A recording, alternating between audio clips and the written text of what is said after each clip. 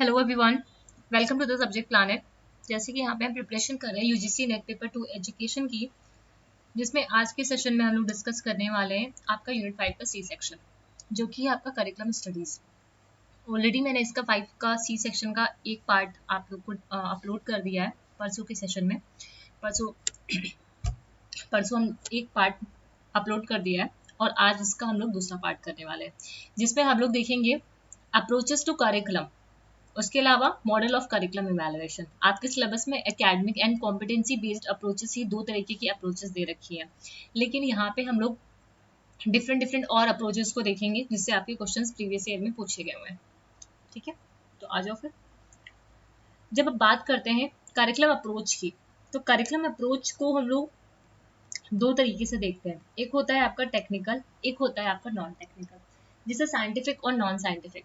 आप लोग भी इससे फैमिलियर होंगे क्योंकि इस टेक्निकल एंड नॉन टेक्निकल से आपके काफ़ी सारे क्वेश्चंस प्रीवियस ईयर में बने हुए हैं। ठीक है, उन्हीं के अंदर कई सारे डिफरेंट डिफरेंट अप्रोचेस और भी आती हैं, जिसको हम लोग आगे यहाँ पे डिस्कस करेंगे। ठीक, अभी हम लोग यहाँ पे देखेंगे करिकुलम अप्रोच। करिकुलम अप्रोच का इस स्लाइड में सिर्फ आपका इंट्रोडक्शन पार्ट दे रखा हुआ है कि करिकुलम अप्रोचेस होती क्या क्या है। अगर मैं करिकुलम अप्रोच की बात करूँ तो ये हमें शो करता है कि जो पूरा व्यू पॉइंट होता है, मतलब पूरा जो एक पाठ्यक्रम के लिए एक पूरा दृष्टिकोण होता है, ठीक है, जो बताता है, मतलब ये पूरा पाठ्यक्रम का पूरा दृष्टिकोण जो होता है पाठ्यक्रम का पूरा, मतलब उसको कैसे पाठ्यक्रम को डेवलप किया जा रहा है, कैसे डिजाइन किया जा रहा है ना, क्या क्या रोल है लर्नर्स के, टीचर्स के, है ना, जो भी करिकुलम स्पेशलिस्ट हैं, ठीक है, उनका क्या रोल है प्लानिंग द करिकुलम। ठीक है, उन पूरी चीजों को यहाँ पे देखते हैं। ठीक है, ये सारी चीजें ही आपकी इसके अंदर आती है, करिकुलम अप्रोच के अंदर आती है। And approach to curriculum reflect the person view of the world. ये जो करिकुलम अप्रोच है वो रिफ्लेक्ट करता है कि पर्सन का क्या व्यू पॉइंट है, दुनिया के बारे में कैसा दृष्टिकोण है उसका, जिसमें उसका परसेप्शन आता है कि कैसे वो रियलिटी को परसीव करता है। ठीक है, कौन कौन सी जो इंपॉर्टेंट वैल्यू है, ठीक है, उसको वो कैसे वो समझता है और कितनी अमाउंट ऑफ नॉलेज उसके अंदर है। ठीक है, उसके पास कितनी अमाउंट ऑफ नॉलेज शामिल है उसके पास। It also reflect a holistic position. किसको रिफ्लेक्ट करता है? Holistic position. होलिस्टिक पोजीशन कहने का मतलब क्या है? करिकुलम की जो भी फाउंडेशंस है ना, करिकुलम के जो डायमेंशंस है, ठीक है, ये सारी चीजें, जितनी भी चीजें हैं, पूरी चीजों को यहाँ पे वो एक समग्र स्थिति दर्शाता है। ये जो आपका करिकुलम अप्रोच है वो पूरी एक समग्र स्थिति दर्शाता है, जहाँ पे फाउंडेशन ऑफ करिकुलम्स होते हैं, डोमेन्स होते हैं, ठीक है, जो कॉमन होते हैं विद इन द फील्ड। ठीक है, उसका जो थियोरेटिकल एंड प्रैक्टिकल जो प्रिंसिपल है करिकुलम का, ये सारी चीजें।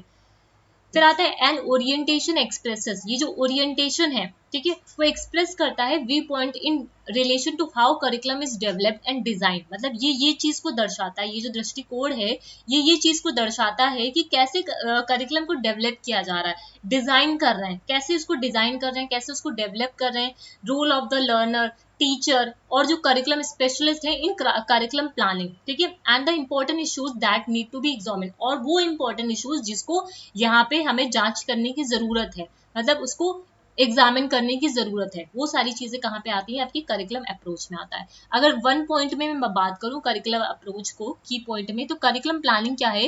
It is a way of dealing. ठीक है, it is a way of dealing with the curriculum. मतलब ये एक तरीके का रास्ता है जिससे हम क्या करते हैं, करिकुलम के साथ डील करते हैं। अ वे ऑफ डूइंग, ठीक है, a way of creating, a way of designing and thinking about the curriculum. That is the curriculum approach, that is the curriculum approach. अब करिकुलम अप्रोच को दो तरीकों से देखा जाता है, जिसके दो दृष्टिकोण है। पहला आता है टेक्निकल एंड साइंटिफिक, ठीक है, तकनीकी एंड वैज्ञानिक दृष्टिकोण। दूसरा है आपका non technical and non scientific perspective. ठीक, अगर मैं टेक्निकल की बात करूं तो टेक्निकल कैसा होता है? टेक्निकल जो होता है आपका पूरा फॉर्मल होता है ना, जो पूरा कैसा होता है? फॉर्मल होता है, वेल एस्टैब्लिश्ड होते हैं, जहाँ पे एक्सपर्ट्स आते हैं आपके। ठीक है, और नॉन टेक्निकल में क्या होता है? नॉन टेक्निकल जो होता है यहाँ पे सब्जेक्टिविटी होती है, यहाँ पे जो भी करिकुलरिस्ट होते हैं वो खुद पार्टिसिपेट करते हैं, है ना, उनकी सब्जेक्टिविटी शामिल होती है, और यहाँ पे वो ऑब्जेक्टिविटी शामिल होती है उनकी। ठीक है, इसको डिटेल में भी मैंने डाला हुआ है, अभी आगे देखेंगे। ये इसका की पॉइंट है। कॉन्साइड with the traditional theories and model of education, ये किसके साथ कॉन्साइड करता है, जो भी ट्रेडिशनल थ्योरीज हैं एंड मॉडल्स हैं जो एजुकेशन के, जो रिफ्लेक्ट करते हैं establishment of formal methods of schooling, जहाँ पे आपका टेक्निकल साइंटिफिक अप्रोच, देखो नाम से ही पता चल रहा है ना, यहाँ पे तो टेक्निकल है साइंटिफिक है, मतलब यहाँ पे ट्रेडिशनल चीजें आएंगी, फॉर्मल चीजें आएंगी, ऑर्गेनाइज चीजें होंगी, वेल स्ट्रक्चर्ड चीजें होंगी, ठीक है। तो ये सारी चीजें किसमें आती है, आपकी टेक्निकल के अंदर आती हैं। नॉन टेक्निकल की बात करें तो यहाँ पे क्या होता है, जो भी वेल स्टैब्लिश्ड चीजें हैं, ठीक है, उनको हम यहाँ पे क्या करते हैं, चैलेंज करते हैं। फॉर्मलाइज एजुकेशनल प्रैक्टिसेस हैं, ठीक है, वो जो भी फॉर्मलाइज एजुकेशनल प्रैक्टिसेस है वो बहुत ज्यादा फ्लूइड होती हैं, इमरजेंट होती हैं, ठीक है, नॉन टेक्निकल के अंदर। इसको और डिटेल में समझ लो यहाँ पे, फिर इधर आते हैं।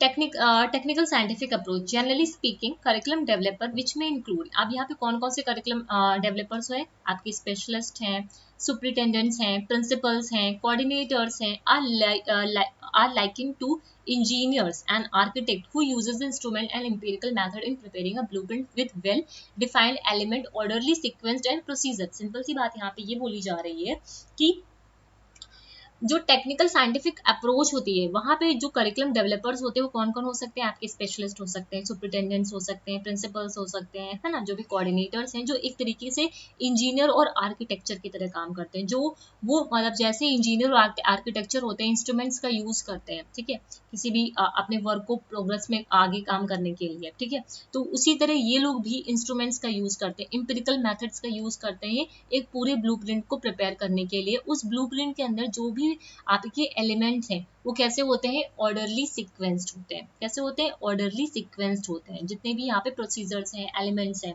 वो सब कैसे होते हैं, ऑर्डरली सीक्वेंस्ड होते हैं। उसके अलावा यहाँ पे वो क्वालिटी कंट्रोल मेजर्स का यूज करते हैं, क्वालिटी कंट्रोल मेजर्स का यूज करते हैं, किस लिए यूज करते हैं, प्रोबेबिलिटी ऑफ सक्सेस को इंक्रीज कराने के लिए, जब उसका इम्प्लीमेंटेशन हो उस ब्लूप्रिंट का, जब भी आर्किटेक्चर वगैरह है वो पहले क्या करते हैं, एक ब्लूप्रिंट तैयार करते हैं, ठीक है, उस ब्लूप्रिंट में वो क्या करते हैं, क्वालिटी कंट्रोल मेजर्स का यूज करते हैं, जिससे प्रोबेबिलिटी ऑफ सक्सेस का जो रेट हो वो बढ़ पाए, इंक्रीज कर पाए, जब भी उसका इम्प्लीमेंटेशन हो, ठीक है।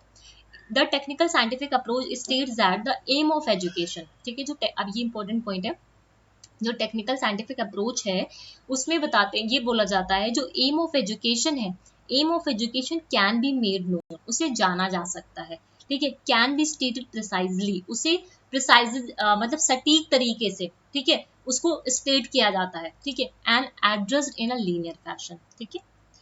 टेक्निकल साइंटिफिक अप्रोच में क्या है, जो भी एम ऑफ एजुकेशन है उसे जाना जा सकता है, स्टेट किया जा सकता है प्रिसाइजली और एड्रेस किया जा सकता है। This approach exemplify the belief in modernism, ये जो अप्रोच है किस चीज का एग्जाम्पलीफाई करती है, जो विश्वास है मॉडर्निज्म पे, ठीक है, वो जो विश्वास है मॉडर्निज्म पे, अ व्यू दैट एक ऐसा दृष्टिकोण जहाँ पे प्रेस करते हैं किसको, रैशनैलिटी को, ठीक है, प्रशंसा किसकी होती है, ये की पॉइंट है आपका, रैशनैलिटी को, ऑब्जेक्टिविटी को, सर्टेनिटी को, इन चीजों को यहाँ पे क्या किया जाता है, इसको प्रेज किया जाता है सक्सेसफुली। और ये ऑरेंस्टीन एंड हंगसिन, ठीक है, ये नाम आपको याद रखना क्योंकि इससे क्वेश्चन आपसे पूछा गया हुआ है। ऑरेंस्टीन एंड हंकिंस ने ऑर्ग्यू किया है, ये जो अप्रोच है, ठीक है, ये जो अप्रोच है इसका जो दृष्टिकोण है वो क्या है, कि जो वर्ल्ड है वो एक कॉम्प्लेक्स मशीन है, जो वर्ल्ड है वो एक कॉम्प्लेक्स मशीन है, लेकिन इस मशीन को क्या किया जा सकता है, ऑब्जर्व किया जा सकता है और मैनिपुलेट किया जा सकता है, ऑब्जर्व किया जा सकता है और मैनिपुलेट किया जा सकता है। क्लियर है बात, आगे आ जाओ यहाँ पे। The main idea of technical scientific approach to curriculum development as postulated by its advocate, कौन कौन है इसके, मैकनॉल्ड हैं, बॉबिट हैं, चार्टर्स हैं, टाबा, टाइलर, ठीक है, ये सारे इन्होंने किन किन चीज़ों के बारे में यहाँ पे कौन कौन से आइडियाज दिए हैं करिकुलम टेक्निकल साइंटिफिक अप्रोच को के लिए, ठीक है, मेन आइडियाज क्या है टेक्निकल साइंटिफिक अप्रोच का, ठीक है, कौन कौन से मेन आइडियाज हैं, ठीक है, टेक्निकल साइंटिफिक अप्रोच का इन करिकुलम डेवलपमेंट, ठीक है, जिसको एडवोकेट इसने किया है आपके टाइलर ने, टाबा ने, बॉबिट ने, मैकनॉल्ड ने, ठीक है। सबसे पहली बात यहाँ पे इंप्रूव करना प्रोफेशनल कॉम्पिटेंसीज ऑफ टीचर्स को when they participate in curriculum development, ठीक है, जो भी प्रोफेशनल कॉम्पिटेंस हैं टीचर्स का उसमें इंप्रूवमेंट लाना जब भी वो करिकुलम डेवलपमेंट में पार्टिसिपेट करें। दूसरी बात, शेप करना गोल्स को, सेलेक्ट करना कंटेंट को, मेथड ऑफ इंस्ट्रक्शन को, उसके अलावा इवेलुएट करना जो भी रिजल्ट निकल के आता है, जिसमें हम इस चीज को एश्योर करे कि टीचर का इन्वॉल्वमेंट हो यहाँ पे, ठीक है। फिर तीसरी बात, interacting among the teachers, teachers के बीच में इंटरैक्शन होना चाहिए, लर्नर्स के बीच में होना चाहिए, पीपल्स के बीच में होना चाहिए जब वो face to face sessions conduct हो रहे हो। उसके अलावा जब भी ये face to face session conduct हो, जब वहाँ पे इंटरैक्शन होगा तो उससे क्या होगा, उनके बीच में ज़्यादा से ज़्यादा अंडरस्टैंडिंग होगी, ठीक है, वो चीज़ों को ज़्यादा से ज़्यादा अच्छे से समझ पाएंगे। जो प्लानिंग करिकुला है, structuring the learning environment, coordinating the element of personnel, materials and equipment to optimize the student learning and to increase their output। ये भी जो करिकुलम का पूरा प्लानिंग है, जो लर्निंग इन्वायरमेंट का स्ट्रक्चरिंग करना, ठीक है, जो भी एलिमेंट्स है, एलिमेंट्स ऑफ पर्सनल उनको कोऑर्डिनेट कराना, मटेरियल्स को कोऑर्डिनेट कराना, इक्विपमेंट को यूज करना, जिससे हम स्टूडेंट की लर्निंग को ऑप्टिमाइज करा पाए, ठीक है, और उनका ज्यादा से ज्यादा आउटपुट ले पाए।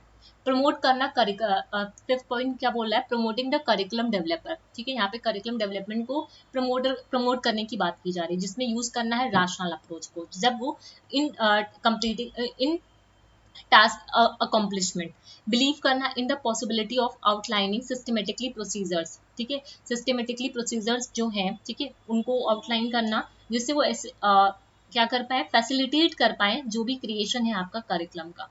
तीसरी बात, एम्प्लॉयर मीन्स, ठीक है, एम्प्लॉयर मीन्स एंड प्रोग्राम, ठीक है, एम्प्लॉयर मीन्स का एंड प्रोग्राम जो सजेस्ट करता है मोर रिग्रेस मीन्स को, किसको, मोर रिग्रेस को, ठीक है, मोर रिग्रेस मीन जिससे हम अपने डिजायर्ड रिजल्ट्स को, जो डिजायर्ड रिजल्ट्स है उसको अचीव कर पाए। इंडिकेट करना सिस्टमेटिकली डिजाइन प्रोग्राम को, ठीक है, इंडिकेट करता है सिस्टमेटिकली डिजाइन प्रोग्राम को जिसको इवेल्युएट किया जा सकता है, ठीक है। ये वही आपका जो डेफिनेशन है मैंने यहाँ पे बताया हुआ है, सेम डेफिनेशन यहाँ पे लिखी हुई है, ठीक है, ये पूछा हुआ है आपसे इसलिए मैंने यहाँ पे हाईलाइट भी कर दिया इसको, ठीक है।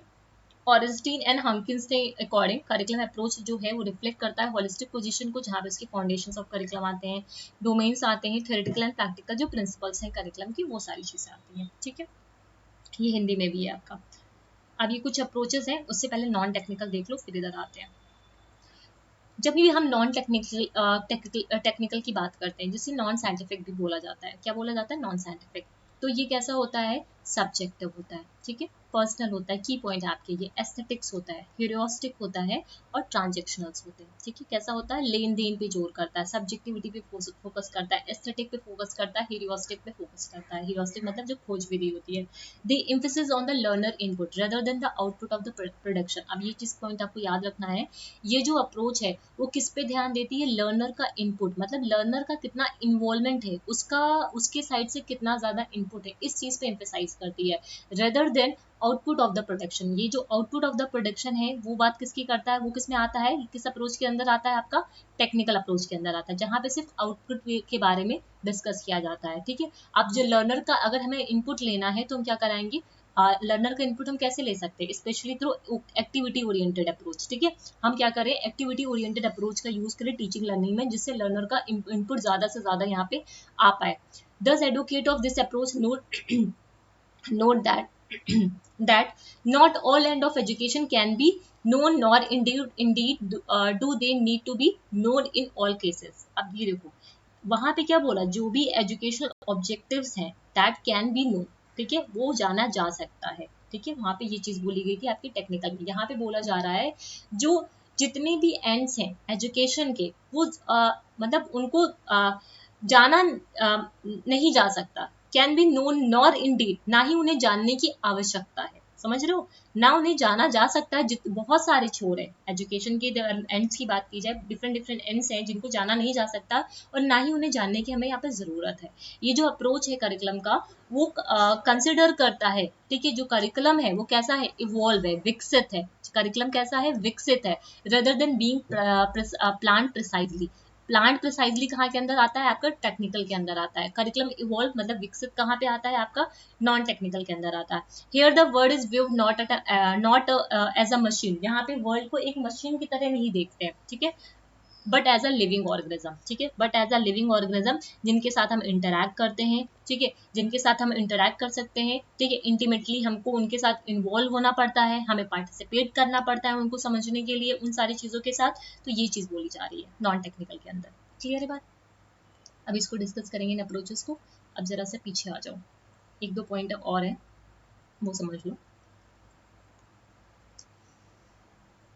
करिकुलम अप्रोच समझ लिया था। अब ये जो ऑरेंस्टीन है एंड हंकिंस है 2009 में इन्होंने 6 अप्रोचेस के बारे में बात की थी। Behavioural approach, managerial approach, system approach, academic approach, reconceptualist approach and humanistic approach. इन सारी अप्रोच को हम यहाँ पे डिस्कस करेंगे, ठीक है। इन सारी अप्रोच को, रिकंसेप्चुअलिस्ट जो अप्रोच है उसे पोस्ट मॉडर्न अप्रोच भी बोलते हैं। जो पहली तीन है, ये जो पहली तीन है ये आपकी टेक्निकल के अंदर आती है। किसके अंदर आती है? टेक्निकल के अंदर आती है। और ये जो लास्ट की तीन है ये आपके नॉन टेक्निकल अप्रोच को फॉलो करती हैं। समझ रहे हो? ये नॉन टेक्निकल अप्रोच को फॉलो करती हैं और ये टेक्निकल अप्रोच को फॉलो करती हैं, ठीक है। The first three may be classify as technical और scientific and the last as non technical and non scientific. Clear है? यहाँ तक किसी को दिक्कत उम्मीद करती हूँ नहीं होनी चाहिए। अब आ जाओ अप्रोचेस पे इनकी, ठीक है। मैंने डिफरेंट डिफरेंट अप्रोचेस यहाँ पे मेंशन कर दिए हैं आपकी, ठीक है। टेक्निकल की और नॉन टेक्निकल की, जिनको मुझे हमें पढ़ना नहीं है, ठीक है। कुछ को हम यहाँ पे पढ़ेंगे, सभी को यहाँ पे नहीं पढ़ना है, ठीक है। जिसमें सबसे पहले अगर मैं टेक्निकल की बात करूँ तो डिफरेंट करिकुलम अप्रोचेस हैं, लाइक आपका ऑब्जेक्ट मॉडल अप्रोच है ना, क्लासिकल रैशनल अप्रोच है, मैनेजरियल अप्रोच है, सिस्टम अप्रोच है, इंटेलेक्चुअल एकेडमिक अप्रोच है। नॉन टेक्निकल में साइक्लिकल अप्रोच है, प्रोसीजरल अप्रोच है, इंटरैक्टिव अप्रोच है, पार्टिसिपेटरी अप्रोच है, ह्यूमनिस्टिक एस्थेटिक अप्रोच है, रिकंसेप्चुअलिस्ट या फिर पोस्ट मॉडर्न अप्रोच है, या फिर लैंग्वेज एक्सपीरियंस अप्रोच है, ठीक है। जिनको कुछ कुछ को यहाँ पे हम डिस्कस करेंगे। अब आ जाओ बिहेवियरल पे, बिहेवियरल अप्रोच, ठीक है, व्यवहार उपागम, ठीक है। बिहेवियरल अप्रोच को यहाँ पे हम डिस्कस करेंगे। ये सबसे पुराना, ठीक है, इट इज द ओल्डेस्ट, ठीक है, it is the oldest and still the reference approach to curriculum ये यहाँ पे बिहेवियरल अप्रोच क्या है? ओल्डेस्ट, सबसे पुराना है, ठीक है, सबसे पुराना ये अप्रोच है, ठीक है। लेकिन अभी भी हम एज अ रेफरेंस अप्रोच की तरह करिकुलम इसको यूज करते हैं। Behaviourism is primarily concern with the observable and measurable, ठीक है। जो बिहेवियरिज्म है किसके साथ कंसर्न है? बिहेवियरेबल एंड जो मेजरेबल एस्पेक्ट होता है ह्यूमन बिहेवियर का, ये आपका की पॉइंट है, ठीक है। बिहेवियरल एंड मेजरेबल जो एस्पेक्ट्स होते हैं ह्यूमन बिहेवियर के, उनके साथ ये संबंधित है। It is based on the behaviour principle, ठीक है। किसके सब पे बेस्ड है? बिहेवियर प्रिंसिपल्स पे। गोल्स और ऑब्जेक्टिव कैसे होते हैं? यहाँ पे स्पेसिफाइड होते हैं, ठीक है। पहले से ही यहाँ पे गोल्स और ऑब्जेक्टिव कैसे होते हैं? स्पेसिफाइड होते हैं। कंटेंट एंड और एक्टिविटीज जो होती हैं वो कैसी होती है? अरेंज होती हैं with the learning objectives. Learning outcomes are evaluated, जो भी लर्निंग आउटकम्स है उनको इवेलुएट किया जाता है in terms of the goals and objective जो हमने सेट किए हैं स्टार्टिंग में, ठीक है। It's main aim is to achieve the efficiency. इसका जो मेन एम है वो क्या है? एफिशिएंसी को अचीव करना।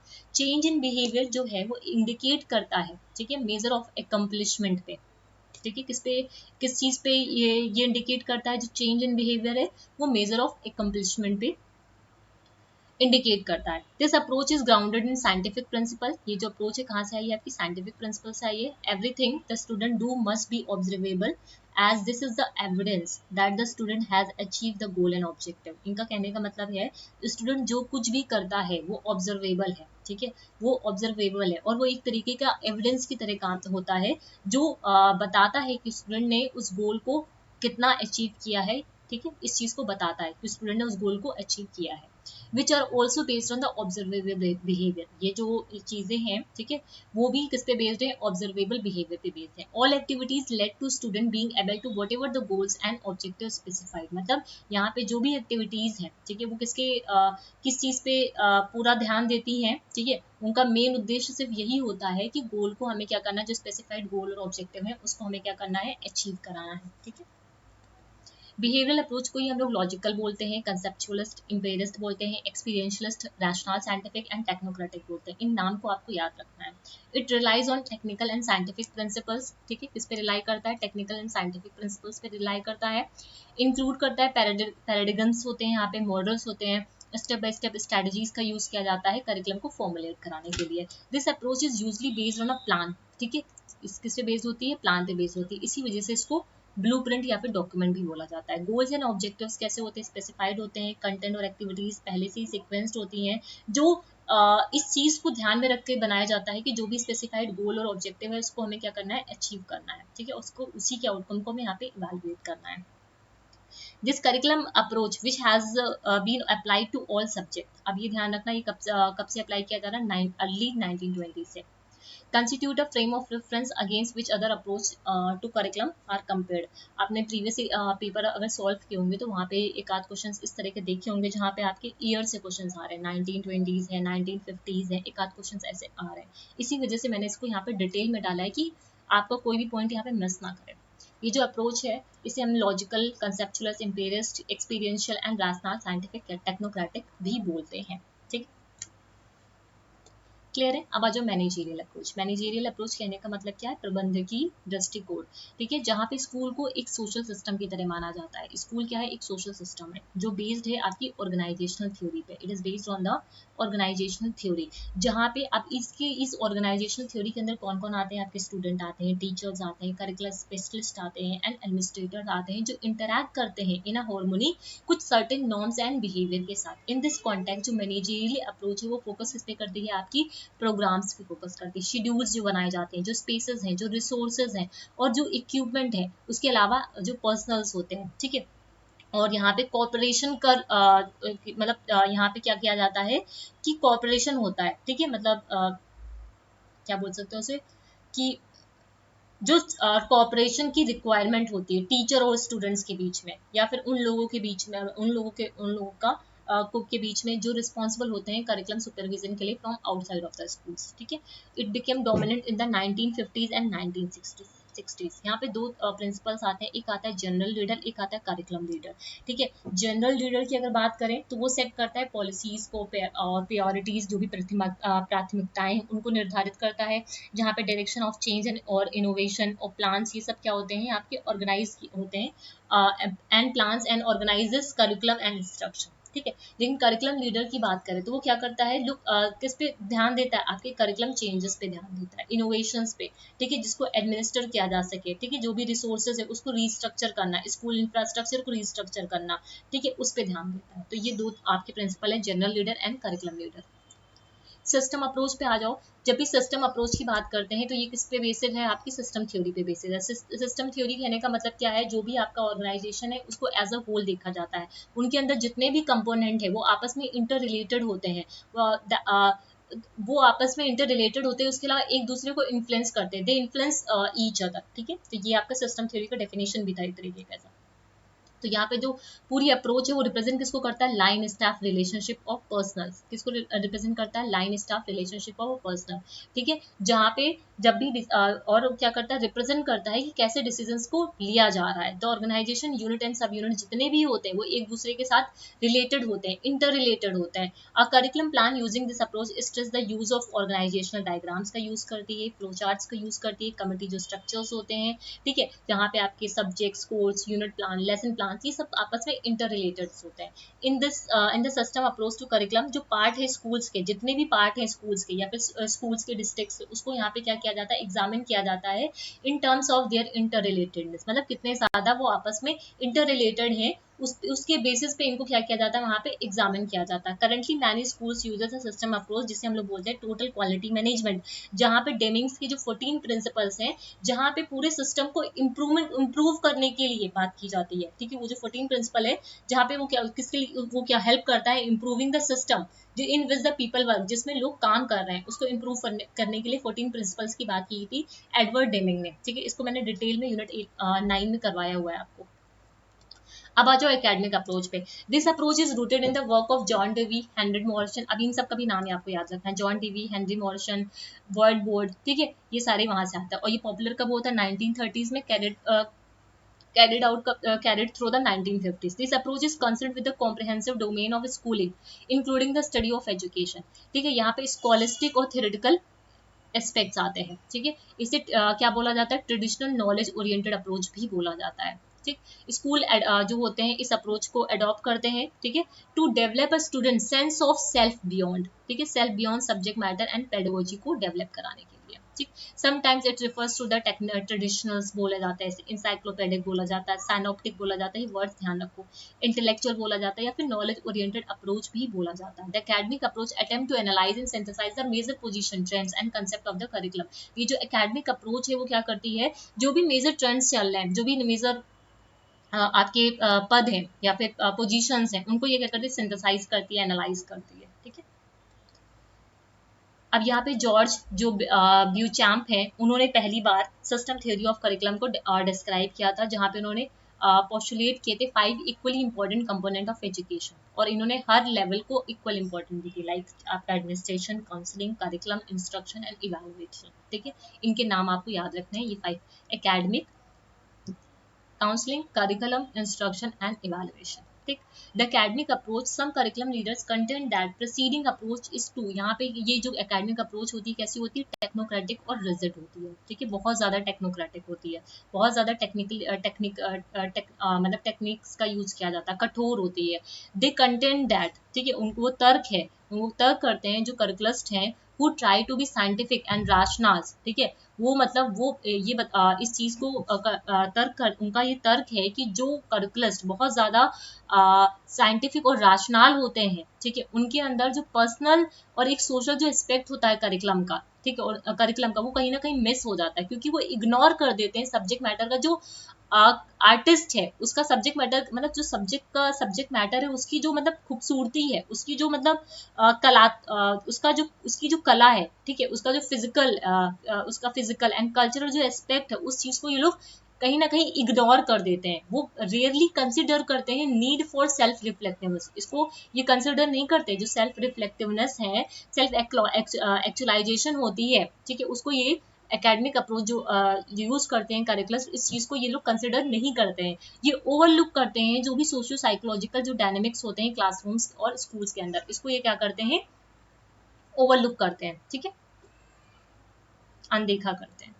फिर आ जाओ ह्यूमनिस्टिक अप्रोच, मानवतावादी दृष्टिकोण। ठीक है, ये कहाँ से आया, ये पूछा हुआ क्वेश्चन है, प्रोग्रेसिव फिलोसफी से। ठीक है, कहाँ से आया, प्रोग्रेसिव, और किस चीज को फॉलो करता है, चाइल्ड सेंटर्ड मूवमेंट को ये फॉलो करता है। ठीक है, यहाँ पे इट कंसिडर्स द फॉर्मल और planned curriculum and the informal और हिडन करिकुलम। ठीक है, यहाँ पे फॉर्मल, ठीक है, औपचारिक और अनौपचारिक, और जो छुपे हुए जो पाठ्यक्रम है, ठीक है, उसको ये यहाँ पे क्या करता है, मानता है। हिडन करिकुलम ये टाइप्स ऑफ करिकुलम के अंदर ही आता है, इसको हम लोग आगे अभी जब सेशन करेंगे, ठीक है, वहाँ पे एक मिसलेनियस मैं वीडियो डालूंगी, जहाँ पे कई सारे आपको टॉपिक नए नए देखने को मिलेंगे। यूनिट 5 के अंदर ही होगा वो, ठीक है, जब मैं यूनिट 5 पूरा कंप्लीट करा लूंगी उसके बाद ही डालेंगे वहाँ पे। ठीक है, जहाँ पे आपको कई सारे नए नए मॉडल्स के बारे में आपको देखने को मिलेगा। ठीक है, हिडन करिकुलम की अगर मैं बात करूँ, हिडन करिकुलम वो करिकुलम होता है जिसको स्कूल में नहीं पढ़ाया जाता, मतलब उसको मतलब पढ़ाया इन द सेंस ये नहीं होता है, जैसे आप क्लास में जाते हो, क्लास में टीचर आया तो आपने क्या बोला, गुड मॉर्निंग, ठीक है,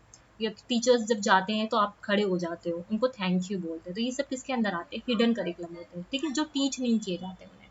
ठीक है, it considered the whole child and believed that in the curriculum total development of the individual is the prime consideration।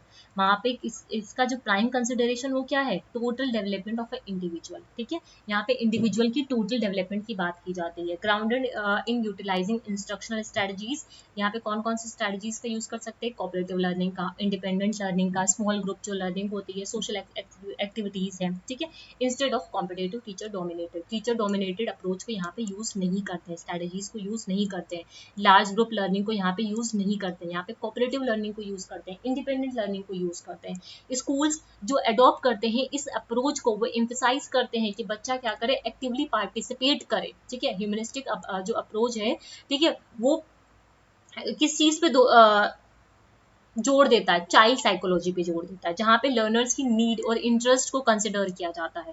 ठीक है, उनकी वैल्यूज को कंसिडर किया जाता है, उनकी जो साइकोलॉजिकल हेल्थ है, उनकी फ्रीडम टू लर्न है, इन सब चीजों को यहाँ पे कंसिडर किया जाता है। यहाँ पे जो टीचर्स होते हैं, इसीलिए यहाँ पे जो टीचर्स होते हैं वो सर्व करते हैं एज अ फैसिलिटेटर, और उसके अलावा रिसोर्स पर्सन करके एक बार क्वेश्चन पूछा गया है, एप्लीकेशन बेस्ड क्वेश्चन था ये।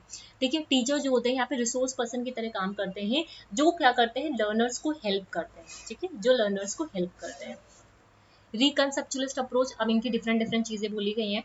टू सम करिकुलम स्कॉलर्स, कुछ करिकुलम स्कॉलर्स के लिए जो ये पोस्ट रिकंसेप्चुअलिस्ट मतलब पोस्ट मॉडर्न, ठीक है, पोस्ट मॉडर्निस्ट, ठीक है, जो पोस्ट मॉडर्निस्ट हैं या फिर जो रिकंसेप्चुअलिस्ट है, ये कैसा है, ये ह्यूमनिस्टिक अप्रोच का एक विस्तार है। ठीक है, कुछ करिकुलम स्कॉलर्स के लिए। कुछ लोगों ने आर्ग्यू किया ये जो पोस्ट मॉडर्निज्म है वो कंसर्न किसके साथ है, चेंज और रिफॉर्म के साथ है। ठीक है, फिर कुछ ने आर्ग्यू किया जो रिकंसेप्चुअलिस्ट हैं वो लैक करते हैं अप्रोचेस में, ठीक है, because they lack a model for developing, उनके पास मॉडल नहीं है डेवलपिंग और डिजाइनिंग ऑफ करिकुलम का। फिर पोस्ट मॉडर्निज्म में जो करिकुलम थ्योरिस्ट है वो फोकस किस पे करते हैं, एजुकेशन लार्जर आइडियोलॉजीज इश्यूज पे, किस पे फोकस करते हैं, एजुकेशन लार्जर आइडियोलॉजीज जो है उस पे ये क्या करते हैं, फोकस करते हैं, ठीक है, जो वैचारिक मुद्दे हैं उन पे ये फोकस करते हैं। ये इन्वेस्टिगेट करते हैं कि कैसे सोसाइटी के जो सोशल इकोनॉमिक और पॉलिटिकल इंस्टीट्यूशंस हैं वो कैसे इन्फ्लुएंस करते हैं, मतलब इस चीज को ये इन्वेस्टिगेट करते हैं कि दे इन्वेस्टिगेट एंड इन्फ्लुएंस सोसाइटीज, ठीक है, इन्फ्लुएंस करते हैं जो सोसाइटीज के सोशल और इकोनॉमिक एंड पॉलिटिकल जो इंस्टीट्यूशंस हैं। Post modernist are more interested, किसपे ज्यादा इंटरेस्टेड होते हैं, थ्योरीज में rather than प्रैक्टिकल एप्लीकेशन, ठीक है। तो चेंज क्या है इनका, एक फोकल पॉइंट है, चेंज क्या है इनका, एक फोकल पॉइंट है। कॉम्पिटेंसी बेस्ड अप्रोच पे आ जाओ, जब भी कॉम्पिटेंसी बेस्ड अप्रोच की बात करते हैं तो यहाँ पे बच्चे के अंदर क्या की जाती है, कॉम्पिटेंसीज को डेवलप किया जाता है, ये पूरा ओवरऑल कॉम्पिटेंसीज के अराउंड ही घूमता फिरता है, ठीक है, मतलब यहाँ पे बच्चों को प्रोफिशिएंट बनाया जाता है, ठीक है, it is grounded in the empirically जो वैलिडेटेड प्रिंसिपल्स है वहां से आता है ये, ठीक है। जब क्या किया जाता है, when given appropriate instruction can all master the prescribed performance outcomes, मतलब ये क्या होता है, जो भी हम इंस्ट्रक्शंस देते हैं, ठीक है, उन पे उस पे हमें क्या करना होता है, मास्टर करना होता है जो भी परफॉर्मेंस आउटकम्स है। मतलब हमें यहाँ पे सिंपल सी बात ये समझ लो, जब भी कॉम्पिटेंसी बेस्ड अप्रोच की बात करते हो तो यहाँ पे दक्षता की बात की जाती है, किसकी बात की जाती है, दक्षता की बात की जाती है। यहाँ पे परफॉर्मेंस में हमें बच्चों को की जो परिणाम है, ठीक है, वहाँ पे महारत हासिल कर सकते हैं इस अप्रोच का यूज करके, ठीक है, मतलब यहाँ पे मास्टरी को डेवलप किया जाता है, बच्चों की मास्टरी को यहाँ पे डेवलप किया जाता है। क्लियर है बात। अब यहाँ पे कुछ ये है, पूरा फ्रेमवर्क है आपका, थ्योरेटिकल फ्रेमवर्क क्या है, job analysis, competency standard and curriculum benchmarking, यहाँ पे प्रोग्राम कॉम्पिटेंसीज आइडेंटिफिकेशन है, कॉम्पिटेंसी ग्रुप्स हैं, सब कंपनी कॉम्पिटेंसीज है, परफॉर्मेंस स्टेटमेंट है, करिकुलम पे डिजाइन करेंगे, इसके 4 कोर्सेज हैं आपके, course 1, course 2, course 3 and course 4, ठीक है। फिर आ जाते हैं competency based program evaluation like portfolio, ठीक। अब ये कुछ अप्रोचेस दे रखी हुई है आपकी, ठीक है, ये एक्स्ट्रा है, इसका जो इमेज है मैं आपको टेलीग्राम पे शेयर कर दूंगी, ठीक है, वहां से एक बार आप लोग इसको रीड कर लेना, ठीक है। ट्रेडिशनल अप्रोच है, लर्नर ड्राइवन अप्रोच है और क्रिटिकल अप्रोच है। जब भी ट्रेडिशनल अप्रोच की बात करेंगे तो यहाँ पे क्या होता है, कुछ सेट ऑफ गोल्स होते हैं, ठीक है, जिनको क्या होता है, हमें जो भी करिकुलम डेवलपर होते हैं उनको क्या करते हैं, उसको मतलब जो करिकुलम डेवलपर होते हैं सेट ऑफ गोल्स को बनाते हैं जिनको हमें क्या करना होता है, अचीव करना होता है। लर्नर ड्राइवन की अगर मैं बात करूँ तो यहाँ पे जो जो रियलिटी है, मतलब लर्नर्स का जो मतलब ये रियल वर्ल्ड से सीधे समझ लो रिलेट करते हैं, ठीक है, मतलब लर्नर को ध्यान में रख के इस अप्रोच को फॉलो किया जाता है। जब क्रिटिकल की बात करते हैं तो यहाँ पे क्या आता है, ये कैसा होता है, यहाँ पे जो टीचर्स होते हैं लीड करते हैं क्लास को, जबकि following the lead of the learners, ठीक है, ये क्रिटिकल अप्रोच। तो इसका मैं आपको इमेज शेयर कर दूंगी टेलीग्राम पे, वहां से एक बार रीड कर लेना, ठीक है, इसको पूरा अपनी कॉपी में लिखने की जरूरत नहीं है, वहां पे सिर्फ रीड करना, ठीक है। अब आ जाओ स्क्राइब, ये आपकी इवैल्यूएशन के मॉडल है, ठीक है। इवैल्यूएशन मॉडल में सबसे पहले हम लोग टाइलर का मॉडल पढ़ेंगे। टाइलर का मॉडल इजी भी है, ठीक है, और काफी बार पूछा भी गया है। जब भी टाइलर का मॉडल पढ़ेंगे तो वहां पे इनका पूरा नाम क्या, राल्फ टाइलर, कब आया था, 1940s में आया था, ठीक है। It considered the classical example of scientifically develop curriculum, ठीक है, ये किसका एग्जाम्पल है, साइंटिफिकली डेवलप करिकुलम का है, जहाँ पे टाइलर का जो मॉडल है, ठीक है, वो उन्होंने कैसा मॉडल को यूज किया है, उनका जो मॉडल है वो कैसा, वो रिजल्ट है, कैसा है, रिजल्ट है। और ये पहला ऐसा मॉडल है जिसने स्ट्रेट फॉरवर्ड 4 स्टेप्स दिए हैं। उसके अलावा इनकी बुक का आपको नाम यहाँ पे ध्यान रखना है, ठीक है, basic principle of curriculum and instruction, ठीक है, जो एक तरीके से गाइड करती है कि करिकुलम को कैसे क्रिएट करना है। टाइलर का जो मॉडल है करिकुलम इवैल्यूएशन का, ठीक है, वो एक evaluation is a systematic process, क्या है, सिस्टमैटिक प्रोसेस है। जब भी हम क्या करते हैं, इवैल्यूएट करते हैं इफेक्टिवनेस ऑफ अ करिकुलम, ठीक है, जिसमें 4 मेजर स्टेप्स आते हैं। डिफाइनिंग एजुकेशनल ऑब्जेक्टिव्स, डिजाइन करना है experiences to meet those objective. सबसे पहले एजुकेशनल ऑब्जेक्टिव को आप क्या करो, डिफाइन कर लो। फिर उसके बाद जो भी एजुकेशनल एक्सपीरियंसेस हैं जो इस ऑब्जेक्टिव को क्या कर पाए, मीट कर पाए, उनको डिसाइड करो। फिर क्या करो, उनको ऑर्गेनाइज करो, उन सारे जो लर्निंग एक्सपीरियंसेस हैं, है ना। फिर उसके बाद आप क्या करोगे, उनको इवैल्यूएट करो, ठीक है, फिर उनको इवैल्यूएट करो। This model is widely use in the education, ये मॉडल एजुकेशन में यूज किया जाता है, जहाँ पे जो फोकस होता है, ठीक है, फोकस किस पे होता है, focus on assessing the degree to which a predefined objective and goal has been achieved. मतलब यहाँ पे जो गोल है, ठीक है, उस पे फोकस किया जाता है। प्री डिफाइंड जो ऑब्जेक्टिव्स है, ठीक है, उसको कितना अचीव हुआ है, ठीक है, उस पे ये फोकस करता है।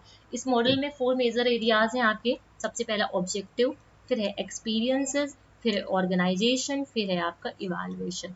The objective element focus on, ये जो ऑब्जेक्टिव एलिमेंट है, ठीक है, ये जो ऑब्जेक्टिव एलिमेंट है वो किस चीज पे फोकस करता है, आपका पर्पस पे फोकस करता है, ठीक है, जो डिजायर्ड आउटकम्स आप चाहते हो, ठीक है, उस पर्पस के लिए उस पे फोकस करता है। एक्सपीरियंसेस कहने का मतलब क्या है, एक्सपीरियंस एलिमेंट क्या होता है, वो एलिमेंट्स को हमको वो मटेरियल आते हैं जो हमारे उस पर्पस को सपोर्ट करें, सर्व करें, ठीक है। फिर ऑर्गेनाइजेशन ऑफ एलिमेंट कहने का मतलब क्या है, अब उन एक्सपीरियंसेस को हम यहाँ पे क्या करेंगे, ऑर्गेनाइज करेंगे, ठीक है, इफेक्टिवली ऑर्गेनाइज करेंगे, ठीक है, एक इफिशिएंट मैनर में, जिससे हमारा जो गोल है वो अकम्प्लिश हो पाए। फिर आता है इवैल्यूएशन, फिर हम लास्ट में क्या करते हैं, इवैल्यूएशन करते हैं। टायलर मॉडल जो है इवैल्यूएशन का, ठीक है, ये इवैल्यूएशन मॉडल किस पे फोकस करता है, ये इवैल्यूएशन मॉडल फोकस करता है process of curriculum design and development, specifically the objective and outcomes of a education program. किस चीज से फोकस करता है, इवैल्यूएशन करना, किस चीज का, जो भी हमारा ऑब्जेक्टिव है, जो भी हमारा आउटकम है एजुकेशनल प्रोग्राम का, ठीक है। उसके अलावा इंपॉर्टेंट पॉइंट यहाँ पे ये है, ये जो मॉडल है, ठीक है, जो करिकुलम का, टैलेंट का जो मॉडल है, वो एम्फेसाइज करता है किस चीज पे, कि जो करिकुलम, एक करिकुलम तभी सक्सेसफुल, मतलब एक करिकुलम का जो सक्सेसफुल होता है वो तभी होता है जब उसके जो गोल्स एंड ऑब्जेक्टिव होते हैं वो क्लियर होते हैं, स्पेसिफिक होते हैं। कैसे होते हैं, क्लियर होते हैं और स्पेसिफिक होते हैं, ठीक है, बेस्ड होते हैं एजुकेशनल रिसर्च पे, सिस्टमैटिक होते हैं, इफिशिएंट होते हैं जब उसको इम्प्लीमेंट किया जाता है, और ये हैव एन ऑनगोइंग इवैल्यूएशन। कैसा इवैल्यूएशन होता है, ऑनगोइंग इवैल्यूएशन होता है, जहाँ पे हमें क्या करना होता है, जो हमारे इंटेंडेड गोल्स होते हैं उनके साथ ये मीट कर पाए। टायलर का मॉडल एक सिस्टमैटिक अप्रोच प्रोवाइड करता है, जहाँ पे हम करिकुलम को क्या करते हैं, for evaluating a curriculum and making improvement to enhance the student learning outcomes, ठीक है। मैंने यहाँ पे ये जो आपका पूरा यूनिट 5 का है, यहाँ पे जितना भी कंटेंट हो सकता था वो मैंने सारा यहाँ पे डाला है, ठीक है। कोई भी ऐसा पॉइंट नहीं है कि आपको यहाँ पे मिस करेगा। टायलर के मॉडल से जितना इंपॉर्टेंट पॉइंट हो सकता था, ठीक है, उस सारे पॉइंट को यहाँ पे मैंने डाल दिया है, ठीक है। टायलर का रैशनल्स, जहाँ पे 4 सेंट्रल क्वेश्चंस के अराउंड ये घूमता है, इनका जो पूरा जस्टिफिकेशन है। सबसे पहला, what educational purpose should the school seeks to attain, ठीक है। फिर आता है व्हाट एजुकेशनल एक्सपीरियंसेस, कौन से एजुकेशनल एक्सपीरियंसेस हैं, ठीक है, जिनसे हम उस पर्पसेस को क्या कर पाए, अचीव करना है। फिर इन एजुकेशनल एक्सपीरियंसेस को हमें क्या करना है, इफेक्टिवली ऑर्गेनाइज करना है। फिर हमें क्या करना है, इसको इवैल्यूएट करना है, ठीक है, इजी है बहुत ज्यादा। फिर क्रिटिसिज्म की अगर हम बात करें टायलर की, तो क्रिटिसिज्म यही है, this model did not reflect how teacher develop curriculum. ये जो मॉडल है वो ये चीज नहीं रिफ्लेक्ट कर पाया कि ये मॉडल को कैसे टीचर डेवलप करेंगे इन रियलिटी, ठीक है, reality. as this is the process of constantly changing and evolving, the model needed to be more, इस मॉडल को होलिस्टिक और मल्टी डायमेंशनल होने की जरूरत है, ठीक है। ये ऑब्जेक्टिव ओरिएंटेड था ज्यादा। रॉबर्ट ई स्टेक 1975 का में इनका मेजर कंट्रीब्यूशन रहा है करिकुलम डेवलपमेंट में, in his development of responsive model. इसे स्टेक का स्टेक रिस्पॉन्सिव मॉडल भी बोला जाता है, मैं साथ साथ में इसका नाम भी बोलते जा रही हूँ, स्टेक रिस्पॉन्सिव मॉडल भी बोला जाता है। स्टेक रिस्पॉन्सिव मॉडल कहने का मतलब क्या है, ये किस चीज पे फोकस करता है, किस चीज पे आधारित है, concerns of the stakeholder, ठीक है। Concerns of the stakeholder यहाँ पे पेरेंट्स हो सकते हैं, स्टूडेंट हो सकते हैं, टीचर्स हो सकते हैं, या फिर वो लोग जिनके लिए इस करिकुलम इवैल्यूएशन को किया जा रहा है, ठीक है, जिनके लिए ये चीज बनाया जा रहा है, ठीक है, उनके लिए। तो स्टेक होल्डर रिस्पॉन्सिव मॉडल कहने का मतलब क्या है कि concern of the stakeholder, those for whom the evaluation is done, जिसके लिए इवैल्यूएशन किया जा रहा है, should be paramount in determining the evaluation issues. इसी वजह से इसको स्टेक रिस्पॉन्सिव मॉडल भी बोला जाता है। दूसरी बात, स्टेक रिकमेंड एंड इंटरैक्टिव और रिकर्सिव इवैल्यूएशन प्रोसेस दिया था, जिसमें कुछ स्टेप्स आते हैं। सबसे पहला स्टेप ये बोलता है, इसको अपनी कॉपी में लिखने की बिल्कुल जरूरत नहीं है, ना ही रटने की जरूरत है, ठीक है, क्योंकि इससे अभी तक क्वेश्चन आया नहीं है। अगर रियली क्वेश्चन आएगा भी तो आपको स्टेप्स इसमें रटना नहीं है, आप अपने आप से बना लोगे इसको। सबसे पहले मान लो आप क्या करना है, आपको इवैल्यूएशन करना है, ठीक है, किसी इशू से रिलेटेड, ठीक है। तो सबसे पहले आप क्या करोगे, आप मीट करोगे अपने क्लाइंट के साथ, ठीक है, मीट करोगे, ठीक है, अपने क्लाइंट के साथ, ठीक है, जिससे मतलब आप क्या उनका मतलब एक तरीके से ऑडियंस का क्या गेन करोगे, सेंस ऑफ देयर पर्सपेक्टिव, ठीक है, on and intentions regarding the evaluation, ठीक है, ये सारी चीजें। सबसे पहले आप वहाँ पे इवैल्यूएटर मीट करेगा with the client and staff and audience. फिर क्या होता है, इवैल्यूएटर ड्रॉ करेगा ऑन सच डिस्कशन। फिर आप क्या करोगे, आप उनके साथ डिस्कशन करोगे, ठीक है, एनालिसिस करोगे किसी डॉक्यूमेंट पे, जिससे आप डिटरमाइन कर पाओ स्कोप ऑफ इवैल्यूएशन। आप ये डिस्कशन किस लिए कर रहे हो, स्कोप ऑफ इवैल्यूएशन निकालने के लिए, ठीक है, मतलब किस चीज़ पे आपको इवैल्यूएशन करना है, उस चीज़ को स्कोप को फाइंड आउट करने के लिए। इवैल्यूएटर क्या करेगा, ऑब्जर्व करेगा प्रोग्राम को क्लोजली, ठीक है, बहुत अच्छे से इसको ऑब्जर्व करेगा to gets a sense of its operation, मतलब उसको ऑपरेशन में लाने के लिए वो क्या करेगा, उसको क्लोजली क्या करेगा, बारीकी से उसको देखेगा, जिससे वो समझ पाए कि कैसे इस चीज को हमें ऑपरेशन में लेके आना है, ठीक है, and to note any unintended deviation from the announced intent. The evaluator discover the stated and real purpose of the project. फिर क्या करेगा, जो इवैल्यूएटर है, ठीक है, बारीकी से सारी चीजों को देखेगा, उसके बाद जो रियल पर्पस है उसको डिस्कवर करेगा, ठीक है, जो रियल कंसर्न है उसको यहाँ पे डिस्कवर करेगा इवैल्यूएशन के लिए, ठीक। द इवैल्यूएटर सबसे पहले तो यहाँ पे की पॉइंट में लिखा, आइडेंटिफाई करेगा इश्यूज एंड द प्रॉब्लम, ठीक है, जो भी इश्यूज है प्रॉब्लम्स को आइडेंटिफाई करेगा, ठीक है, उसके लिए फिर वो डेटा क्या करेगा, एक्वायर करेगा, जो भी डिजायर डेटा उसको चाहिए। फिर उसको the evaluator implement the data collection procedure, ठीक है, उसको इम्प्लीमेंट करेगा, फिर ऑर्गेनाइज करेगा थीम्स में, या फिर पोर्ट्रेयल बनाएगा उसका, ठीक है, ठीक, आपका की पॉइंट में लिखा हुआ है। Stake proposed a model of curriculum evaluation congruence contingency. इसी स्टेक ने एक और मॉडल दिया था इवैल्यूएशन का, जिसे बोलते हैं कॉन्ग्रेंस कॉन्टीजेंसी मॉडल। क्या बोलते हैं, कॉन्ग्रेंस कॉन्टीजेंसी मॉडल, जिसे क्या बोला जाता है, कॉन्टेनेंस मॉडल भी बोला जाता है, कॉन्टेनेंस मॉडल भी बोला जाता है। The principal way of processing the descriptive evaluation data, यहाँ पे फाइंडिंग द कंटीजेंसीज, हम यहाँ पे क्या करते हैं, कंटीजेंसीज फाइंड करने की मतलब कॉन्ग्रेंसी फाइंड करने की यहाँ पे करते हैं, ठीक है, किसके बीच में, एंटीसीडेंट्स, याद रखना क्वेश्चन आया है, ट्रांजेक्शन के बीच में और आउटकम्स के बीच में। एंटीसीडेंट्स यहाँ पे क्या है, एंटीसीडेंट्स वो कैनोटेशंस हैं, ठीक है, जो बिफोर द ट्रीटमेंट, मतलब बिफोर द ट्रीटमेंट होते हैं, जहाँ पे स्टूडेंट का एटीट्यूड आता है, अचीवमेंट आते हैं, अचीवमेंट लेवल आते हैं, उनका अटेंडेंस आता है ना, टीचर का एटीट्यूड, ईयर ऑफ एक्सपीरियंसेस, ये सारी चीज आती है। एंटीसीडेंट्स मतलब पूर्ववर्त उपचार, शुरू होने से पहले जो मौजूद संकेत है वो आते हैं। फिर आता है ट्रांजेक्शन। अब ट्रांजेक्शन में क्या होता है, आप इंटरैक्शन करते हो, इंटरैक्शन किसके किसके बीच में हो सकता है, स्टूडेंट के बीच में हो सकता है, टीचर्स के बीच में हो सकता है, मटेरियल के बीच में हो सकता है, इन्वायरमेंट जो है उनके बीच में हो सकता है। फिर आता है आउटकम्स। आउटकम कहने का मतलब क्या है, आपकी consequences of education, immediate and long range cognitive and cognitive personal and community wide. मतलब यहाँ पे आउटकम्स कहने का मतलब क्या है, अब ये जो आपके इमीडिएट जो रिस्पॉन्स आएंगे, है ना, जो कॉन्सिक्वेंसेज आएंगे वो आएंगे, ठीक है। तो एंटीसीडेंट, ट्रांजेक्शन एंड आउटकम्स, ठीक है, एंटीसीडेंट, इन तीनों के बीच में ये जो टर्म्स हैं आपके, ठीक है, कंटीजेंसी, उसका मतलब क्या है, here refer to the relationship among the variable of 3 categories, जिसमें एंटीसीडेंट्स, ट्रांजेक्शन एंड आउटकम्स, इनके बीच में हमें क्या करना होता है, कंटीजेंसी को डेवलप करना होता है, ठीक है, कंटीजेंसी को हमें क्या करना होता है, डेवलप करना होता है यहाँ पे, ठीक। जब हम बात करते हैं यहाँ पे एंटीसीडेंट्स की, एंटीसीडेंट्स क्या है, वो कैनोटेशन, ठीक है, जो बिफोर द ट्रीटमेंट है, जैसे स्टूडेंट का एटीट्यूड हो गया, अचीवमेंट लेवल हो गया, अटेंडेंस हो गई, ये सारी चीजें। ट्रांजेक्शन में क्या होता है, जो इंटरैक्शन हो रहा है, स्टूडेंट के बीच में हो सकता है, टीचर के बीच में हो सकता है, टीचर स्टूडेंट्स के बीच में हो सकता है, मटेरियल और टीचर्स के बीच में भी हो सकता है, ठीक है। आउटकम जो आपकी कॉन्सिक्वेंसेज निकल के आ रहे हैं, तो इमीडिएट मतलब कॉन्सिक्वेंसेज ऑफ एजुकेशन इमीडिएट, ठीक है, लॉन्ग रेंज जो कॉग्निटिव एंड कॉग्निटिव है, ठीक। अब यहाँ पे आ जाओ, ये देखो इंटेंडेंट एंटीसीडेंट्स हैं, ठीक है, इंटेंडेंट एंटीसीडेंट्स, हमारा कॉन्ग्रेंस हो रहा है किसके साथ, इंटेंडेंट एंटीसीडेंट्स के साथ। तो ये क्या है, लॉजिकली कंटिजेंसी हो गया, ये लॉजिकली कंटिजेंसी है, ठीक है, ये चीज समझ में आई। फिर इंटेंडेंट अगर आउट ट्रांजेक्शन जो है वो कॉन्ग्रेंस का, कॉन्ग्रेंसी मतलब सिमिलर, ठीक है, वो इंटेंडेंट ट्रांजेक्शन के साथ कॉन्ग्रेंस हो रहा है, तो ये लॉजिकली कैसा है, कंटिजेंसी है, ठीक। फिर इंटेंडेंट जो आउटकम्स है वो कॉन्ग्रेंस हो रहा है इंटेंडेड आउटकम के साथ, तो ये भी क्या है, लॉजिकली आपका कॉन्ग्रेंस है, कंटिजेंसी है, ठीक। अब आ जाओ किलपैट्रिक के 4 लेवल ऑफ मॉडल में, जहाँ पे बात करते हैं RLBR किसकी बात करते हैं? R ये बेस्ट मॉडल माना जाता है, ठीक है। यहाँ पे एसेस करते हैं ट्रेनिंग की इफेक्टिवनेस, ठीक है। यहाँ पे एक आध बार अभी क्वेश्चन पूछा गया है कि किस मॉडल में क्या चीज क्रिटिकल होती है, ऐसे करके क्वेश्चन था। तो यहाँ पे एसेसिंग द ट्रेनिंग इफेक्टिवनेस, ठीक है, एसेसिंग द ट्रेनिंग इफेक्टिवनेस ये क्या है? यहाँ पे क्रिटिकल है, ठीक है। प्रभावशीलता है, जो प्रशिक्षण प्रभावशीलता का यहाँ पे आकलन करना महत्वपूर्ण होता है।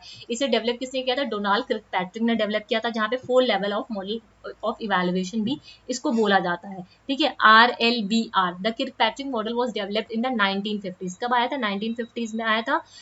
Donald Kirkpatrick as a way to evaluate the effectiveness of the training of supervisor, मतलब ये किसके लिए आया था? मतलब जो सुपरवाइजर को जो ट्रेनिंग दी जा रही है उसकी इफेक्टिवनेस को इवैल्यूएट करने के लिए ये चीज आई थी, ठीक है। किस चीज को? Effectiveness of a training programmes को, ठीक है, effectiveness of a training programmes को करने के लिए। जहां पे RLBR की बात की जाती है, reaction, learning, behaviour and results, ठीक है। जब भी रिएक्शन की बात करते हैं, रिएक्शन कहने का मतलब क्या है? How did participant feel about the training programme, मतलब जो पार्टिसिपेंट्स हैं वो कैसा फील करते हैं उस ट्रेनिंग प्रोग्राम से। लर्निंग कहने का मतलब क्या है कि to what extent did participant improve knowledge, मतलब यहाँ पे उनकी जो नॉलेज है, स्किल्स है, उनका जो एटीट्यूड कितना ज्यादा चेंज हो पाया है, ठीक है। उस मतलब पहले रिएक्शन में सबसे पहले क्या देखोगे कि पार्टिसिपेंट कैसा फील करते हैं। आप कोई ट्रेनिंग प्रोग्राम चलाना चाह रहे हैं तो सबसे पहले आपको ये पता होना चाहिए ना कि जो पार्टिसिपेंट है उसके बारे में कैसा फील कर रहे हैं। लर्निंग कब होगी? लर्निंग आपको कैसे पता चलेगी? जब उनके अंदर चेंजेस आएंगे, मतलब उनकी नॉलेज में इंप्रूवमेंट आएगा, उनकी स्किल्स में इंप्रूवमेंट आएगा, उनके अंदर एटीट्यूड्स में चेंजेस आएगा, तो वो वहां पे लर्निंग होगी, ठीक। बिहेवियर में to what extent did participant change their behaviour back into the workplace as a result of training, मतलब जो उनका बिहेवियर कितना ज्यादा चेंज हुआ है, मतलब आपने जो ट्रेनिंग प्रोग्राम में सिखाया है क्या वो अपने रियल क्लासरूम में जाके उसको वैसे ही वो यूज कर पा रहे हैं या फिर नहीं कर पा रहे हैं, ठीक। फिर आता है लेवल 4 जहाँ पे organisational benefits result from the training, मतलब ऑर्गेनाइजेशनल जो बेनिफिट्स होते हैं, ठीक है, ट्रेनिंग से, वो चीज यहाँ पे आती है, ठीक है। ये RLBR है, ठीक है। अब इनके देखो पॉइंट है, देख लो। रिएक्शन में क्या आता है? जो इंगेजमेंट है, कस्टमर का सेटिस्फेक्शन है, रेलेवेंस है, ठीक है। ये कॉपी में लिखना मत, मैंने एक्स्ट्रा डाला हुआ है। फिर लर्निंग में क्या आता है? Knowledge, skill, attitude, commitment and confidence. Behaviour के अंदर रिक्वायर्ड जो ड्राइवर्स हैं, और रिजल्ट जो लर्निंग इंडिकेटर्स हैं, ये सारी चीजें। तो एक बार मैं फिर से इसको समझा दे रही हूँ। देखो किरपैट्रिक का जो 4 लेवल ऑफ इवैल्यूएशन मॉडल है वो 1950s में आया था। यहाँ पे हम क्या करते हैं? Effectiveness of a training of supervision, मतलब जो ट्रेनिंग प्रोग्राम है उसकी इफेक्टिवनेस को चेक करने के लिए इस मॉडल को लाया गया था, जहाँ पे आपके 4 लेवल होते हैं, जिसे 4 लेवल मॉडल भी बोला जाता है, ठीक है। 4 लेवल ऑफ मॉडल भी बोला जाता है। It is the one of the most widely use method, ठीक है। ज्यादा यूज किया जाता है इस मेथड का जब भी हमें किसी ट्रेनिंग प्रोग्राम की इफेक्टिवनेस को चेक करना होता है, ठीक। सबसे पहले रिएक्शन आता है। रिएक्शन में आप क्या करोगे? सबसे पहले उनको बताओगे ना कि ये ट्रेनिंग प्रोग्राम है, इसके अंदर ये सारी चीजें करनी है, ठीक है। उनका आप क्या करोगे? कैसे वो रिएक्ट करते हैं, उनका रिएक्शन को यहाँ पे नोट डाउन करोगे इस लेवल पे। उसके बाद लर्निंग आती है। लर्निंग में आप क्या करोगे? उनको नॉलेज सिखा दोगे, स्किल डेवलप करोगे उनके अंदर, है ना। और उनको मतलब जो भी ट्रेनिंग प्रोग्राम में चीजें वो सब सिखाओगे, तो वो क्या करेंगे? सीखेंगे, यहाँ पे सीखेंगे। फिर बिहेवियर, अब इसको करने के बाद अगर उनके अंदर चेंजेस आते हैं, अगर उनके चेंजेस आ रहे हैं, आपने जो उन्हें सिखाया है वो इन चीजों को ट्रेनिंग के बाद उस चीज को यूज कर पा रहे हैं, ठीक है, उनके एटीट्यूड में चेंजेस आ रहा है, उनकी नॉलेज में चेंजेस आ रहा है, ठीक है, तो वो बिहेवियर के अंदर आते हैं। फिर आता है रिजल्ट, ठीक है, मतलब उनका जो आउटकम है, ठीक, वो चीजें। क्लियर है बात? अब आ जाओ स्क्राइवन, लास्ट मॉडल है यहाँ पे, इधर आ जाओ। स्क्राइवन का गोल फ्री मॉडल है, ठीक है। स्क्राइवन का कौन सा मॉडल है? आपका गोल फ्री मॉडल है। Just a second. स्क्राइवन का गोल फ्री मॉडल, ठीक है। Michael Scriven 1972 was the first to question the assumption that goals और objective are crucial in the, ये लाइन याद रखना, goals और objective are crucial in the evaluation process, ठीक है। After his involvement in several evaluation projects where so-called side effects seems more significant than the original objective, he began to question the seemingly arbitrary distinction between intended and unintended effects. Simple सी बात ऐसे समझो, स्क्राइवन गोल free model की अगर मैं बात करूँ, स्क्राइवन गोल free ये एक ऐसा मॉडल था जहाँ पे गोल और मतलब ये गोल फ्री मॉडल था, समझ रहे हो। गोल फ्री, यहाँ पे पहले से कोई प्री डिफाइंड गोल नहीं होते थे। इनका ये मानना था अगर पहले से प्री डिफाइंड गोल्स होंगे तो वहां पे क्या हो जाएगा, बायसनेस आ जाएगी, जो भी आपके इवेल्युएटर होंगे वो बायस्ड हो जाएंगे यहाँ पे, ठीक है। तो ये चीज थी। His goal free model was the outcome of the dissatisfaction, ठीक है। ये जो आपका गोल फ्री मॉडल आया था वो किसकी वजह से आया था, क्योंकि ये एक तरीके से मतलब जो ऑब्जेक्टिव मॉडल था उसका डिससेटिस्फेक्शन था। In conducting a goal free evaluation the evaluator function as a unbiased, मतलब जब गोल फ्री इवैल्यूएशन होगा, यहाँ पे जब इवैल्यूएटर को पता ही नहीं होगा उसके गोल्स और ऑब्जेक्टिव्स के बारे में, तो वो कैसा होगा, अनबायस्ड होगा। कैसा होगा वो, यहाँ पे इवैल्यूएटर फंक्शन कैसा करेगा, इवैल्यूएटर फंक्शन करेगा एज अ अनबायस्ड, ठीक है। वो ऑब्जर्व करेगा, मतलब अगर आप पहले से आपको पता है आपका स्पेसिफाइड गोल है पहले से ही, ठीक है, तो आप क्या करोगे, सिर्फ इसके ये जो 4 पॉइंट है, ठीक है, जैसे टैलर में आपने देखा, उनको ही आप कंसिडर करोगे। लेकिन अगर आपको पहले से पता ही नहीं होगा, ठीक है, क्या इंटेंडेड आप मतलब क्या आपका इंटेंडेड ऑब्जेक्टिव है उसके बारे में पता ही नहीं होगा, तो आप क्या करोगे, इसके हर एस्पेक्ट को देखोगे ना, हर एस्पेक्ट, जितने भी एस्पेक्ट है हर एस्पेक्ट को यहाँ पे देखोगे ना, आप यहाँ पे कैसे होगे, अनबायस्ड होगे, क्योंकि हर एस्पेक्ट पे जाके आप इसको यहाँ पे हर एस्पेक्ट को इसकी आप कंसिडर करोगे, ठीक है। ये चीजें यहाँ पे बोली जा रही है, ठीक है। मतलब प्रोफाइल ऑफ नीड्स को सबसे पहले आप यहाँ पे कंसिडर करोगे, सबसे पहले आप क्या करोगे, प्रोफाइल ऑफ नीड को यहाँ पे कंसिडर करोगे, ठीक है, जिस ग्रुप को आप सर्व करना चाह रहे हो।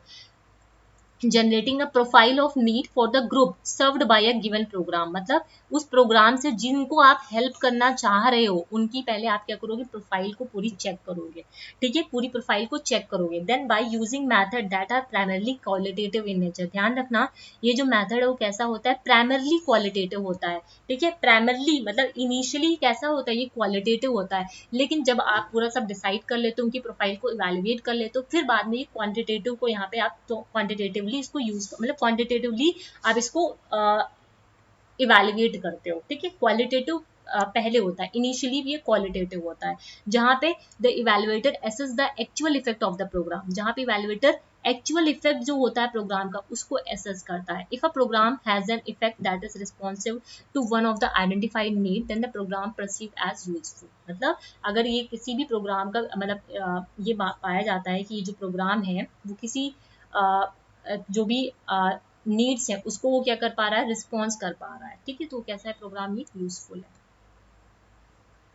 इसमें मैंने बहुत सारी एक्स्ट्रा चीजें भी डाली हैं। Obviously was to redirect the attention of the evaluator and administrator to importance of unintended effect, a redirection that seems specially useful in education, मतलब यहाँ पे हम क्या कर रहे हैं, इवैल्यूएटर को इस जो स्क्राइवन का मेन कंट्रीब्यूशन था वो यही था, इवैल्यूएटर को रीडायरेक्ट करना, ठीक है। वो क्या कर रहे थे, एक ऑब्जेक्टिव उनको दिया जा रहा था, उसी की तरफ वो क्या कर रहे थे, डायरेक्ट करके अपना कर रहे थे, इवैल्यूएशन कर रहे थे। यहाँ पे हम क्या कर रहे हैं, इवैल्यूएटर को रीडायरेक्ट कर रहे हैं, ठीक है। जो भी अनइंटेंडेड इफेक्ट जो आपके रह गए उनको इनको यहाँ पे कंसिडर करा जा रहा है। If a mathematics programme achieve its objective of improving computation skill, अगर कोई मैथमेटिक प्रोग्राम है उसने अपना ऑब्जेक्टिव अचीव कर लिया, किस चीज में इंप्रूव करना, जो कंप्यूटेशनल स्किल्स होती है, but has the unintended effect of diminishing interest in mathematics then it can be just completely can not be just completely successful. यहाँ पे ये बोला जा रहा है कि अगर हम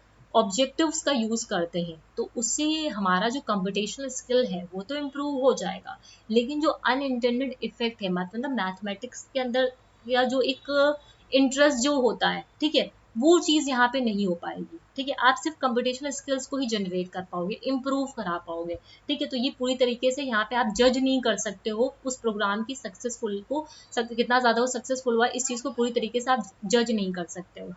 स्क्राइवन एम्फेसिस ऑन क्वालिटेटिव मेथड, जो स्क्राइवन थे उन्होंने क्वालिटेटिव मेथड्स पे एम्फेसाइज किया। Also seems to come at an opportune moment when there was an increasing dissatisfaction in the research community with the dominance of a quantitative methodology. As Scriven himself notes, however, a goal-free evaluation should be used to complement, not supplement. ध्यान देना, ये जो आपका goal-free evaluation है, ठीक है, वो किसके लिए यूज कर रहे हैं, कैसे यूज करना चाहिए, कॉम्प्लीमेंट की तरह यूज करना चाहिए, ना कि सप्लीमेंट की तरह यूज करो।